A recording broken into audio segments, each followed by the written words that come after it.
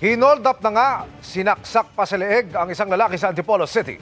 Ang suspect at ang biktima magkakakilala pala.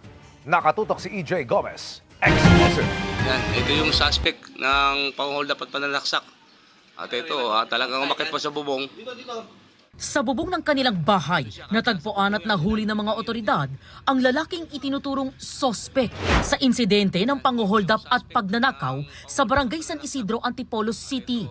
Pinagtulungang ibaba ng mga tanod ang nakaposas na 29 anyos na sospek matapos makipaghabulan sa kanila.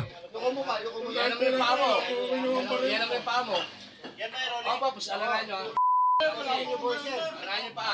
Ayon sa kapitana ng barangay, umaga nitong linggo nangyari ang pang-hold up sa 34 anyos na lalaking biktima na nasaksak pa sa leeg matapos siyang nakawan ng sospek. Naglalaad lang po ako ng mga umaga po. Hindi ko alam po sa nagmumula yung galit niya.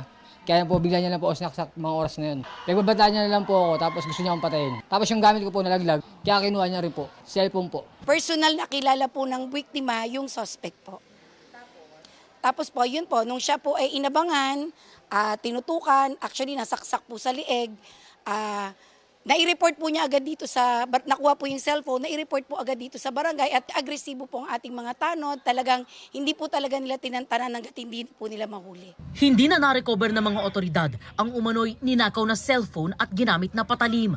Aminado ang sospek na si alias Baloloy sa pananaksak sa biktimang madalas aniyang makituloy sa kanilang bahay. Ilang beses na rin daw siyang naging kliyente ng biktima na isang tattoo artist. May mga pagkakataon na sa bahay niya daw mismo siya nagpapatato sa biktima. Nagawa raw niya ang pananaksak dahil sa umunoy pang-aabuso at galit niya sa biktima. Pero itinanggi niya ang paratang na pagnanakaw. Napuno na po kasi ako eh. Nag-away po kami noon. Tapos lagi kasi ako kinukuha na ng gamit sa bahay. Kaya ginanong ko, sinaksak ko po sa leg. Tulad ng mga power bank, mga damit. Wala na ako ilaw, kukuha na pa ako. Tapos cellphone ko, kinuha rin. Sa records ng pulisya, dati nang naaresto ang suspect dahil sa mga insidente ng akyat bahay, pagnanakaw at pang-hold up sa Antipolo City.